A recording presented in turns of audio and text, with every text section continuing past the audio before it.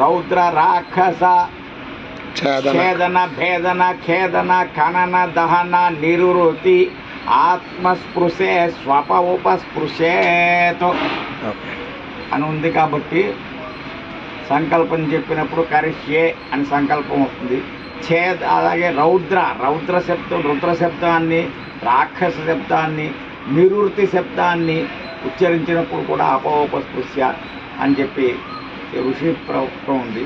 అలాగే ఛేదన భేదన ఖనన దహన నిరసన ఆత్మాభిస్పృశేతు అంటే హృదయాన్ని ముట్టుకున్నప్పుడు కూడా అపోపస్పృశ్య అని ఋషి చెప్పుకున్నారు. చేత ఇది వచ్చినప్పుడల్లా అపోపస్పృశ్య చెప్పవలసి వస్తుంది. కాబట్టి నా దృష్టిలో నా అభిప్రాయం ఏమిటి అంటే రుద్రుని హోమం చేసినప్పుడు ఇమాని నమమ అని అదేంటి త్యాగం చెబుతున్నారు. కాబట్టి ఆఖరినే ఇమాని నమ ఆదిత్యాత్మనే శ్రీరుద్రాయ యమాని నమమ అని సంకల్పం అని త్యాగం చెప్తున్నారు. కాబట్టి ఇమాని అంటే బహువచనం కాబట్టి చాలాసార్లు రుద్రం హోమం వచ్చింది కాబట్టి ఇన్నింటికి కలిపి అక్కడ ఒకసారే త్యాగం చెప్తున్నారు. అక్కడ త్యాగం చెప్పినప్పుడు రుద్ర శబ్దాన్ని వినియోగించారు కాబట్టి అప్పుడు అపోపస్పృశ్య చేస్తున్నారు. పూర్వం నాకేదో ఇప్పుడు ప్రస్తుత వర్తమానంలో 70లో ఉన్నానండి.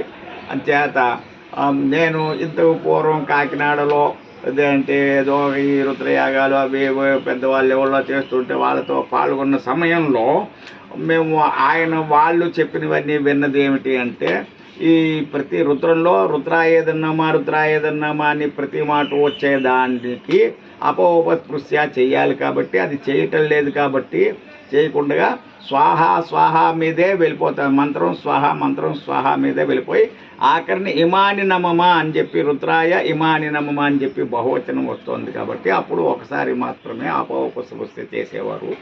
అంతేత అప్పుడు ఆ దృష్టి పెట్టుకుని నేను చెప్పేది ఏమిటి అంటే ఈ ప్రతి హోమాల్లో ప్రతి హోమానికి రుద్రాయేదన్నమమ స్వాహ రుద్రం అదే హోమానికి ప్రతి రుద్ర హోమంలో ప్రతి స్వాహాకి రుద్రాయేదన్నమమ అని అవసరం లేదేమో అని నా అభిప్రాయం అండి.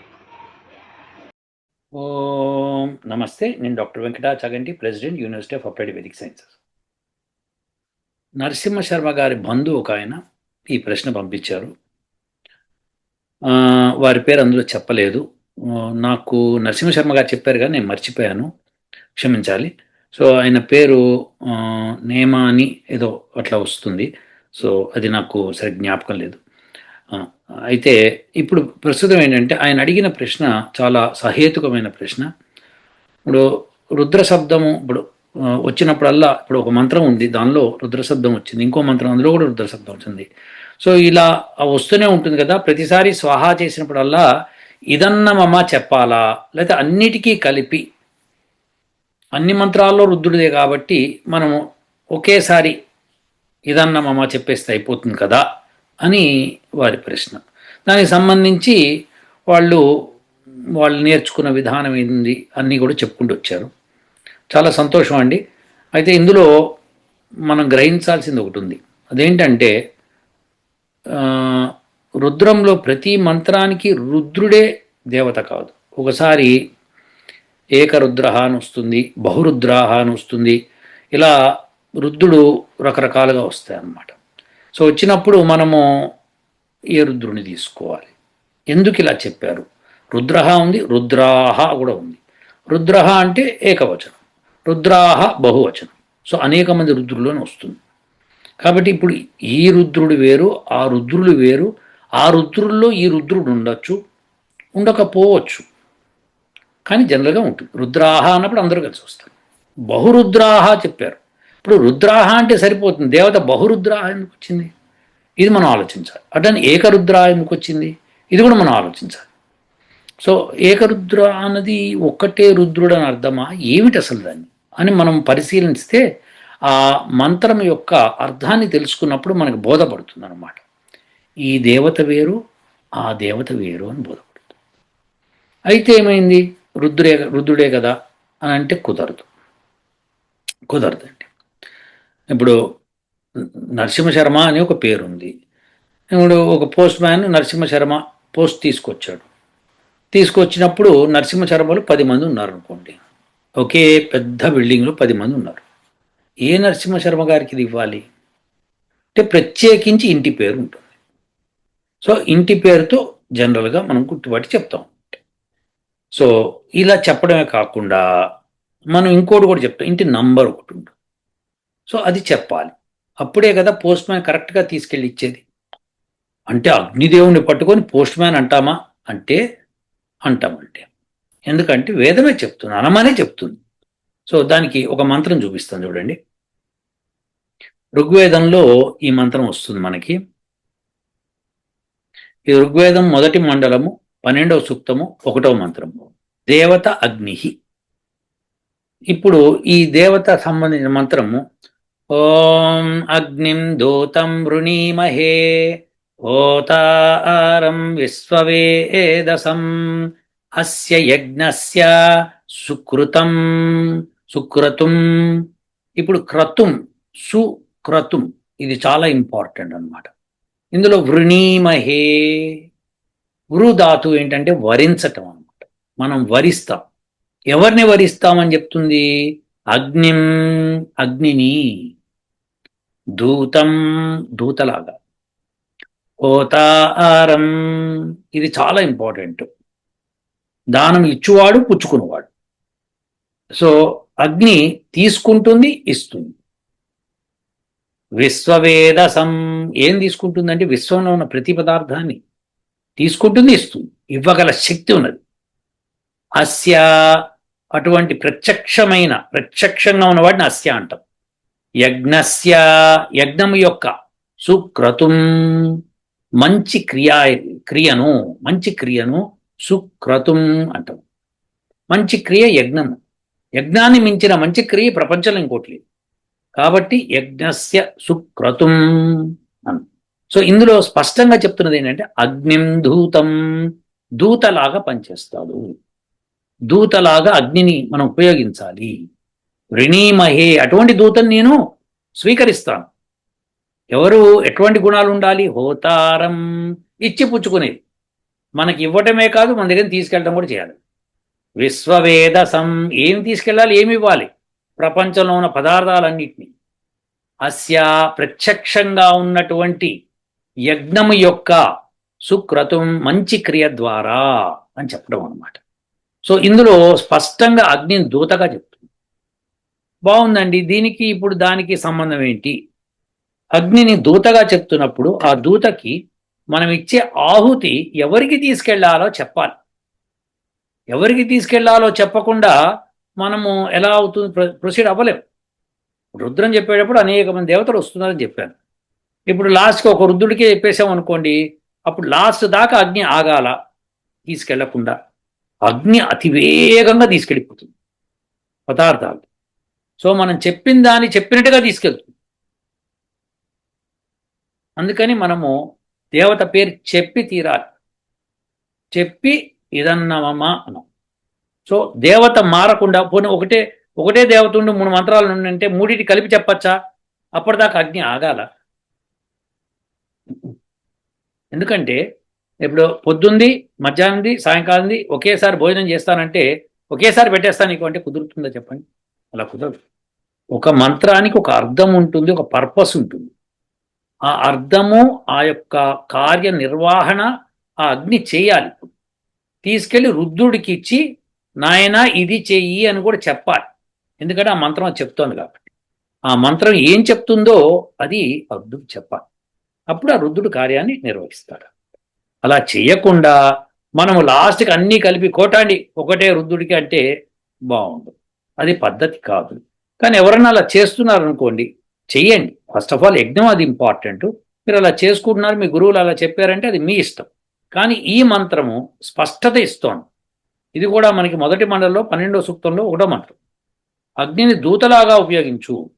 అదే కదండి, మేము కూడా లాస్ట్కి చెప్పేస్తాం దూతలాగా అన్నీ తీసుకెళ్తాడు అంటే అలా కాదండి. మనం చెప్పాను కదా, ప్రతి దేవతకి ఆ మంత్రానికి ఒక దేవత ఉంటుంది. ఆ దేవత మారింది అంటే కనుక మారుతుంది.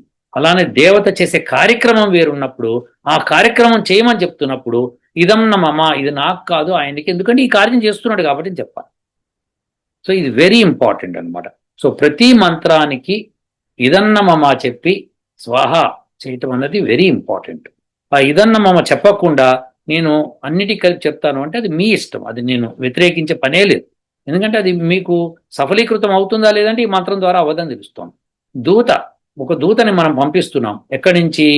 భారతదేశం నుంచి పంపిస్తున్నాం. పంపించేటప్పుడు రకరకాల దేశాలకు పంపిస్తామో ఒకటే దేశానికి పంపిస్తామో నిర్ణయించినప్పుడు ఎవరికి ఏం చెప్పాలని నిర్ణయిస్తాము. అన్నిటినీ కలిపి పోగేసి వాళ్ళకి దూతకి ఇచ్చేసి వాళ్ళకి చెప్పుకోబో అంటే ఎవరికి ఏమి ఇవ్వాలని అడుగుతాడు దూత. నేను వెళ్తున్నాను బాగానే ఉంది, అమెరికాకి ఏం చెప్పాలి, రష్యాకి ఏం చెప్పాలి, జపాన్కి ఏం చెప్పాలి, చైనాకి ఏం చెప్పాలి, ఇట్లా రకరకాల దేశాలకి, పాకిస్తాన్కి ఏం చెప్పాలి, ఇరాన్కి ఏం చెప్పాలి, బంగ్లాదేశ్కి ఏం చెప్పాలి, ఒక్కొక్క దేశానికి నేను ఏం చెప్పాలో విడివిడి ప్యాకెట్లు ఇవ్వాలి కదా. ఈ ప్యాకెట్ ఇది ఇరాన్కి, ఇది పాకిస్తాన్కి అని ప్యాకెట్లు విడిగా ఉన్నప్పుడు వెళ్ళి విడిగానే ఇవ్వాలి. సో అలానే ఈ మంత్రము దాని అర్థము ఏం సృజిస్తుందంటే విశ్వవేదసం, ప్రపంచంలో ఉన్న అనేకమైన కార్యక్రమాలు, అనేకమైన పదార్థాలని ఈ అగ్ని తీసుకువెళ్తుంది, మళ్ళీ తీసుకొస్తుంది. సుక్రతుం, మంచి క్రియ ద్వారా మనం ఇది చేయాలి. ఆ మంచి క్రియ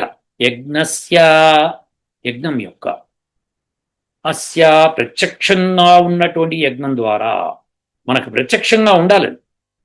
సో మనం చేస్తూ ఉంటేనే అది అవుతుంది, మనం చేస్తూ ఉంటే బాగుంటుంది. అలా కాకుండా నేను గంగా ఒడ్డును కూర్చున్నాను, మీరు అమెరికాలో మీరున్న చోట హోమం చేయండి అని అంటే చేస్తాం. చేసినప్పుడు ఏం చెప్తాము? మీ పేరు, మీ యొక్క గోత్రము, నామము చెప్పి ఫలానా వారి యొక్క ధనాన్ని ఇలా నేను మంచి క్రియ ద్వారా చేస్తున్నాను చెప్తాం. ముందటే సంకల్పం చేసి మొదలు పెడతాం. సో అలా చేసినప్పుడు ఆ క్రియ జరుగుతుందా లేదా అని ప్రత్యక్షంగా చూడగలిగిన వ్యక్తి చెప్పగలుగుతాడు చేశాము అని. అలానే ఈ యజ్ఞము ప్రత్యక్ష క్రియ కాబట్టి అగ్నిని మనం దూతగా వరిస్తున్నామని చెప్తున్నాం. ఆ మంత్రంలో చెప్తున్నాం, ఓ అగ్ని నేను దూతగా నేను వరిస్తున్నాను. విశ్వంలో ఉన్న ప్రతి పదార్థానికి ఎవరెవరికి ఏం చేరవేయాలో నా ద్వారా, ఈ యజ్ఞం ద్వారా చేరవేయి, అలానే నాకేం తీసుకురావాలో తీసుకురా అని అగ్నిని కోరుతుంది. ఖచ్చితంగా అగ్ని తీసుకెళ్ళటము తీసుకురావడం రెండు జరుగుతాయి. సో అందుకని మనము ఈ విషయంలో ఎట్టి పరిస్థితుల్లోనూ సందేహపడద్దు. ప్రతి మంత్రానికి దేవత, దాని యొక్క కార్యము ఉంటుంది. ఒకే దేవత 2-3 కార్యాలు చేస్తుండొచ్చు. ఒక కార్యానికి స్వాహ ఇచ్చినప్పుడు ఇదన్నమమా, ఇది ఈ కార్యం కోసం అన్నప్పుడు ఈ దేవతకి ఇది నా కోసం కాదు అన్నప్పుడు ఆ మంత్రం ఏం చెప్తుందో ఆ దేవత వింటుందన్నమాట. ఎందుకంటే అగ్ని మోసుకెళ్తుంది కదా. సో ఆ మంత్రం విన్నప్పుడు ఆ కార్యం మాత్రమే జరుగుతుంది. 3 కార్యాలు చెప్పేసి ఇదన్నమమా అని కొట్టేస్తే బాగుంటుంది. ఒక మంత్రానికి ఒక కార్యం ఉన్నప్పుడు దాన్ని ఆ దేవత అర్థం చేసుకోవాలి. ఈ మంత్రం ఇది ఇందుకోసము. సో అది ప్రత్యేకత. అందుకని ఈ మంత్రం చెప్పబడింది అన్నమాట. దూత ఏ కార్యం చేస్తాడు? దూత అంటే దాని మీనింగ్ ఉంది. అంటే ధాతు. ఆ ధాతువు నుంచి ఉద్భవమైంది ఏంటంటే చాలా కష్టపడి అవి చేసి ఇవి చేసి అని ఉంటుందన్నమాట. ఈ దూత ఏంటంటే ఎవరిని దుఃఖపెట్టకుండా చూసుకోవాల్సిన బాధ్యత దూతది. ఇప్పుడు ఏ అన్న దేశం బి అన్న దేశానికి దూతను పంపిస్తుంది. ఏమనంటే ఇది చెప్పు అని. అప్పుడు ఆ దూత కన్వే చేస్తాడు మెసేజ్ని. ఎలా కన్వే చేస్తాడు? నొప్పించకుండా కన్వే చేయాలి. ఇగో అలానా దేశానికి ఇది ప్రాబ్లం ఉంది, ఈ దేశం మాది, మేము ఇలా అనుకుంటున్నాము, మీరు కూడా అదే పంతాలో ఉన్నారు, మనం అంతా కలిసి ఇలా చేసుకున్నాం అని చెప్పాలి. అందుకే అగ్నిని చూస్ చేసుకుంటాం. అగ్ని ఆ పని చేయగలుగుతాడు. అగ్ని చేయలేకపోతే ఇంకెవరూ చేయలేరు. దీనికి ఒక చిన్న కథ కూడా ఉంది. ఒకసారి అగ్ని కోపం వస్తుంది. ఎందుకు వస్తుందో తెలియదు, ఇది పురాణ కథ, కాలక్షేపం కోసం. అగ్ని కోపం వస్తుంది, వచ్చి అట్టు నేను మోసుకెళ్ళనిగా ఇవన్నీ అని చెప్పి నాకు అసలు ఇంపార్టెన్స్ తెలియదు, ఎంతసేపు నేను మోసేవాళ్ళగా ఉన్నానని వెళ్ళి అడవిలో దాక్కుంటుంది. అయితే దేవతలందరూ మరి ఇప్పుడు హోమాలు యజ్ఞాలు చేయాలంటే అగ్ని లేదు, మరి ఎలా చేయాలి, మరి ఆ పదార్థాలను ఎవరు మోసుకెళ్ళాలి, దేవతలందరూ ఆకలితో నకనకలాడిపోతున్నారు. ఇలా చెప్తారు స్టోరీ. మనం ఆ సరదా విందాం, మరి బాగుంటుంది. సో అప్పుడు ఇలా మోసుకెళ్ళాలి, మరి అగ్ని లేడు మా దగ్గర, మరి మేం చేయాలి అని అడిగితే సూర్యుడు ఏం చేస్తాడంటే ఇట్లా కాదని చెప్పి అంగిరసుడిని వాడిని వీడిని ఎవరినో పెడతారు అన్నమాట. పెట్టినప్పుడు వాళ్ళు ఆ పని చేసుకుపోతుంటారు. అగ్ని కొన్నాళ్ళు అయిన తర్వాత అనుకుంటుంది, నేను లేకుండా అసలు యజ్ఞాలు జరుగుతున్నాయా జరగట్లేదా, దేవతలు ఎట్లున్నారని చూడడానికి వస్తే అందరూ బాగా జలసాగా హాయిగా ఉంటారు, ఎందుకంటే జరిగిపోతుంది, క్రియ జరిగిపోతుంది. దాంతో అగ్ని అనుకుంటాడు, అరే నేను లేకపోయినా జరిగిపోతుంది ఇది. అగ్ని రావడం చూసి అందరూ, ఆ నాయన నువ్వు వచ్చావా, నువ్వే ఈ కార్యం తీసుకో, నువ్వు లేకపోయేటప్పటికి మేము గాబరా పడిపోయావంటే ఖుషి అయిపోతాడు, అయిపోయి వెరీ గుడ్ అని తను తీసుకొని మిగతా వాళ్ళని కూడా తను పెట్టుకుంటాడు. అట్లనే గార్హపత్యాగ్ని, ఆహవనీయాగ్ని, అలానే దక్షిణాగ్ని, ఇట్లా అగ్నులు విడిగా ఏర్పడ్డాయి అన్నమాట. సో ఇదొక స్టోరీ లాగా చెప్పారు, బాగుంటుంది అని. అంటే అగ్ని ముఖ్యము, అగ్ని లేనిదే కుదరదు అని స్పష్టత ఇచ్చారనమాట. సో ఇది ఈ విధంగా మనం అర్థం చేసుకోవాల్సింది. అగ్నే అందరికీ తీసుకువెళ్తుంది పదార్థాలు. పదార్థాలు తీసుకెళ్ళడమే కాకుండా ఫలానా వెంకటాచాగంటి ఇచ్చాడు, ఆయన గోత్రం ఇది, ఆయన ఇవి చేస్తున్నాడు, ఇది మనసులో పెట్టుకొని చేస్తున్నాడు, సో నాయన ఆయన చెప్పింది కాస్త చేసి పెట్టు, వేదమంత్రం చెప్తుంది అన్నప్పుడు ఆ పదార్థం ఆ పని చేయవలసింది, తప్పదు. సో అది చెప్పడానికి అయితే మనం నోటితో చెప్పేయచ్చు కదా. సపోజ్ ఒక మంత్రంలో ఉందనుకోండి, ఏమని ఉందంటే మాకు వర్షాలు కావాలి అని ఉందనుకోండి, ఆ వర్షాలు కావాలంటున్నాడు, వర్షం కురిపించు అని చెప్పడానికి తెలుగులో చెప్పేస్తే అయిపోతుంది కదా. దాని మంత్రం చదవాలంటే ఖచ్చితంగా చదవాలి, అది స్వరబద్ధంగా చదవాలి. ఆ స్వరం చాలా ఇంపార్టెంట్, ఆ స్వరమే మొత్తం కోడింగ్ అనమాట. అగ్ని అర్థం చేసుకొని, దేవతలు అర్థం చేసుకునేవి కోడింగ్. సో ఆ స్వరం గనక లేకపోతే వాళ్ళు అర్థం చేసుకో. కాబట్టి వేదంలో చెప్పిన మంత్రాల ద్వారానే వినిపిస్తేనే వింటారు దేవతలు. అందుకనే వాళ్ళకి గిర్వణః అని ఒక పదం ఉందన్నమాట. అంటే వేద మంత్రాలతోనే వాళ్ళు పలుకుతారు, వేరే విధంగా పలికే సమస్య లేదు. కాబట్టి వేద మంత్రాలనే చదవాలి. ఇంకొక రీజన్ ఏంటంటే వేద మంత్రము భ్రమ లేకుండా క్లియర్గా ఉంటుంది. మనం మాట్లాడేవన్నీ భ్రమలు ఉంటాయి, అందుకని వేదమంత్రం ద్వారానే చెప్పాలి. ప్రతి మంత్రానికి కనుక స్వాహ కనుక ఇదన్నమమ చెప్పాలి, ఇది కంపల్సరీ. అది కాకుండా నేను చివరికి చెప్తాను అన్నిటికీ కలిపి అంటే అది మీ ఇష్టం, కానీ ఇది పద్ధతి. అందుకని అగ్నిని దూతగా నేను స్వీకరిస్తున్నాను, ఈ దూత ఈ పని చేయాలి అన్నప్పుడు దూతకి సరిగ్గా చెప్పాలమ్మా ఇవి చెయ్యాలి అని, లేకపోతే అది పొరపాటు. ఇదండి విశేషం. అందుకని మనం ప్రతి మంత్రానికి స్వాహ చెప్పిన తర్వాత ఇదన్నమమ, ఇదం ఇంద్రాయ ఇదన్నమమ, ఇంద్రుడి కొరకు నా కొరకు కాదు, ఇలా చెప్పడం అన్నమాట. సో ఇది సమంజసంగా ఉంటుందని నా అభిప్రాయము. వేదం అలా చెప్తోంది, నేను అలానే చెప్పాను. మీ గురువులు ఎలానే చెప్తే మీరు పాటించదలుచుకుంటే అది మీ ఇష్టం. శ్రమ అవుతుంది దీనికి. ఇప్పుడు రుద్ర అన్న శబ్దం వచ్చినప్పుడల్లా నీటితో చేతిని తడుపుకోవాలి, అవన్నీ మీ ఆచార్యులు చెప్పిన విషయము, నేను అలా పాటించనండి. ఏ మంత్రంలో దేవత పేరు చెప్పినా నేను అలా నీళ్లతో తడుపుకోవడం వల్ల నేను చెయ్యనండి, అది వేదంలో చెప్పబడలేదు. కాబట్టి మీ గురువులు చెప్పారు అంటే వాళ్ళు ఏ విషయంలో ఎందుకు చెప్పారో నాకు తెలియదు. ఇదండి, ఉంటానండి. ఓ